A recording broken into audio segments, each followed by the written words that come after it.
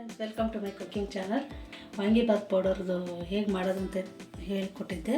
So ಅದನ್ನು use ಮಾಡ್ಕೊಂಡು ಹೇಗೆ ನಾನು ವಾಂಗಿಬಾತ್ ಮಾಡ್ತೀನಿ ನೋಡಿ.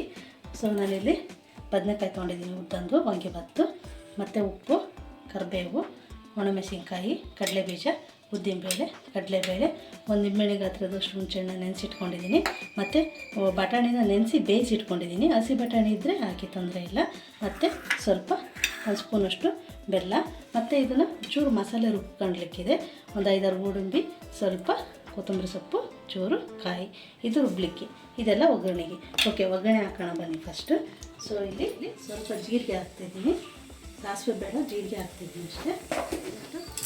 ಕಡಲೆಬೇಳೆ, ಸ್ಪೂನಷ್ಟು ಉದ್ದಿನಬೇಳೆ, ಕಡಲೆಬೀಜ ಆಪ್ಷನಲ್, ಬೇಕಾದ್ರೆ ಹಾಕ್ಕೊಳ್ಳಿ, ನಾನಿಲ್ಲಿ ಹಾಕ್ತಾಯಿದ್ದೀನಿ. ಯಾಕೆಂದರೆ ಬಟಾಣಿ ಹಾಕ್ತಿದ್ದೀವಲ್ಲ, ಕಡಲೆಬೀಜ ಅವಶ್ಯಕತೆ ಇರಲ್ಲ, ಹಾಗಾಗಿ 1 ಸ್ಪೂನ್ ಹಾಕ್ತಾಯಿದ್ದೀನಿ. ಓಕೆ, ಈ ಥರ ಫ್ರೈ ಮಾಡ್ಕೊಳ್ಳೋಣ.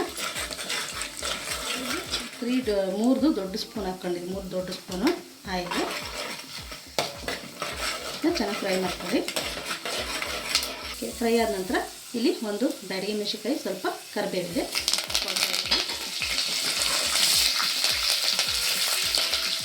ಹಾಕ್ಕೊಂಡು, ಬದನೆಕಾಯಿ ತೊಗೊಂಡಿದ್ದೆ ಅಲ್ವಾ, ಇದನ್ನು ಎಣ್ಣೆನೆಲ್ಲ ಫ್ರೈ ಮಾಡ್ಕೊಳ್ಳಿ.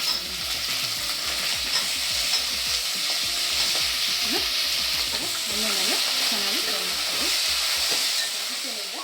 ಬೇಯಬೇಕಲ್ಲ, ಸ್ವಲ್ಪ ಉಪ್ಪನ್ನ ಹಾಕ್ತಾಯಿದ್ದೀನಿ. ಉಪ್ಪನ್ನ ನೋಡಿ ಹಾಕ್ಕೊಳ್ಳಿ, ಯಾಕೆಂದರೆ ಆಲ್ರೆಡಿ ಇಲ್ಲಿ ಅನ್ನ ಮಾಡಿಟ್ಕೊಂಡಿದ್ದೀನಿ. ಅನ್ನ ಉದುದ್ರಾಗಿರಲಿ, ಅನ್ನ ಈ ಥರ ಉದುದ್ರಾಗಿರಲಿ. ವಾಂಗಿಬಾತ್ಗೆ ಸ್ವಲ್ಪ ಅನ್ನ ಉದುದ್ರಾಗಿದ್ದರೆ ಚೆಂದ. ಸೊ ಇದಕ್ಕೆ ಸ್ವಲ್ಪ ಉಪ್ಪು ಹಾಕ್ತಿದ್ದೀನಿ, ನಾನು ಉಪ್ಪು ಹಾಕಿ ಮಾಡಿದ್ದೀನಲ್ವ. ಸೊ ಇದಕ್ಕೆ ಉಪ್ಪನ್ನ ನೋಡಿ ಆ್ಯಡ್ ಮಾಡ್ಕೊಳ್ಳಿ.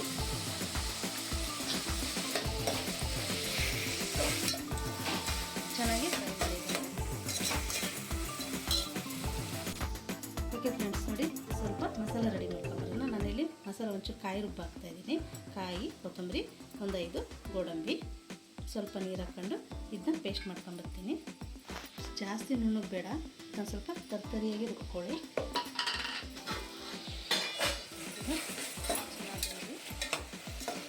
ಸೊ ಇದಕ್ಕೀಗ ನಾನು ಸ್ವಲ್ಪ ಹುಣಸೆ ರಸನ ಇಡ್ತೀನಿ. ಒಂದು ನಿಂಬೆಹಣ್ಣು ಗಾತ್ರದಷ್ಟು ಹುಣಸೆಹಣ್ಣು ನೆನೆ ಹಾಕ್ಕೊಂಡಿದ್ದೆ. ಸೊ ಇದಕ್ಕೀಗ ಹುಣಸೆಹಣ್ಣನ್ನು ಹಿಂಡ್ತಿದ್ದೀನಿ. ಸೊ ಉಪ್ಪನ್ನ ನೋಡಿ ಹಾಕ್ಕೊಳ್ಳಿ ಗೊಜ್ಜಿಗೆ.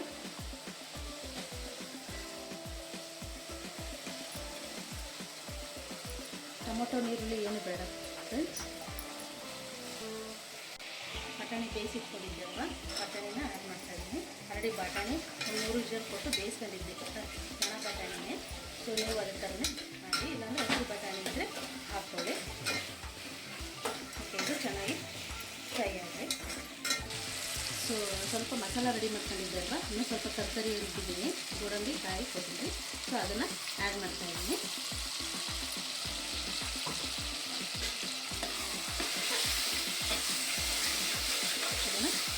ಚೆನ್ನಾಗಿ ಹಸಿ ವಾಸನೆ ಹೋಗೋದು ಇದರೊಳಗಡೆ, ಈ ಗೊಜ್ಜೊಳಗಡೆ ಚೆನ್ನಾಗಿ ಬೇಯಿಸಿ. ಮತ್ತು ಇದಕ್ಕೆ ನಾನೇನು ಮಾಡ್ತಾಯಿದ್ದೀನಿ ಅಂದರೆ 1 ಸ್ಪೂನು ಬೆಲ್ಲ ಹಾಕ್ತಾಯಿದ್ದೀನಿ. ಚೆನ್ನಾಗಿ ಮಿಕ್ಸ್ ಮಾಡಿ, ಇದೆಲ್ಲ ಚೆನ್ನಾಗಿ ಬೇಯಿಸಿ. ಒಗ್ಗರಣೆ ಒಳಗಡೆ ಬೇಯಬೇಕು ಬದನೆಕಾಯಿ. ಮುಕ್ಕಾಲು ಭಾಗ ಬೆಂದರೂ ತೊಂದರೆ ಇಲ್ಲ, ಬದನೆಕಾಯಿ ಚೆನ್ನಾಗಿರುತ್ತೆ ಬೇಯಬೇಕಂತ.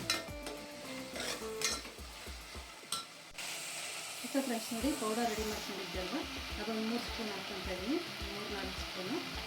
ಸೊ ನೋಡಿಕೊಂಡು ಗೊಜ್ಜಿಗೆ ಎಷ್ಟು ಬೇಕಷ್ಟು ಆ್ಯಡ್ ಮಾಡ್ಕೊಳ್ಳಿ, ಸಾಕಾಗುತ್ತೆ ಅಷ್ಟು. ನೋಡಿ ಘಮ ಎಷ್ಟು ಚೆನ್ನಾಗಿ ಬರ್ತದೆ. ಗೊಜ್ಜು ಹಾಕಿ ಇದು ಮಾಡಬೇಡಿ, ಫ್ಲೇಮ್ನ ಆಫ್ ಮಾಡಿಬಿಡಿ. ಸೊ ನಾನು ಮಕ್ಕಳು ತಿನ್ನಲ್ಲ ಅಂತ ಸ್ವಲ್ಪ ಬದನೆಕಾಯಿ ಜಾಸ್ತಿನೇ ಬೇಯಿಸ್ಕೊಂಡಿದ್ದೀನಿ. ಓಕೆ, ಫ್ಲೇಮ್ನ ಆಫ್ ಮಾಡಿಬಿಟ್ಟು ಅನ್ನ ಹಾಕಿ ಕಾಲಿಸ್ಬಿಟ್ರೆ ವಾಂಗಿಬಾತು ರೆಡಿ ಆಯಿತು.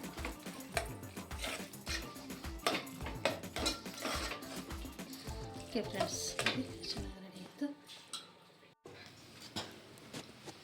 ಓಕೆ ಫ್ರೆಂಡ್ಸ್, ನೋಡಿ ಗೊಜ್ಜಿಗೆ ಅನ್ನನ ಸ್ವಲ್ಪ ಉದುರು ಮಾಡ್ಕೊಳ್ಳಿ. ಸೊ ವೈಟ್ ರೈಸ್ ಹಾಕಿ ಕಲಸಿದ್ದೀನಿ. ಸೊ ನೋಡಿ ಬಿಸಿ ಬಿಸಿ ವಾಂಗಿಬಾತ್ ರೆಡಿ ಆಯಿತು. ತುಂಬ ಟೇಸ್ಟಾಗಿ ಬಂದಿದೆ, ಖಂಡಿತ ಟ್ರೈ ಮಾಡಿ, ತುಂಬ ಇಷ್ಟಪಡ್ತೀರಾ. ಮತ್ತು ಯಾರೆಲ್ಲ ನಮ್ಮದು ಹೊಸ ಚಾನಲ್ ನೋಡ್ತಾ ಇದ್ದಾರೆ ಪ್ಲೀಸ್ ಸಬ್ಸ್ಕ್ರೈಬ್ ಮಾಡಿ, ಮತ್ತು ಲೈಕ್ ಮಾಡಿ, ಮತ್ತು ಕಾಮೆಂಟ್ ಮಾಡಿ ನನಗೆ ಹೇಗೆ ಬಂತು ಅಂತ ಹೇಳಿ. Okay, thank you. ಮತ್ತು ನೆಕ್ಸ್ಟ್ ರೆಸಿಪಿಯೊಂದಿಗೆ ನಾನು ನಿಮ್ಮನ್ನು ಮೀಟ್ ಆಗ್ತೀನಿ.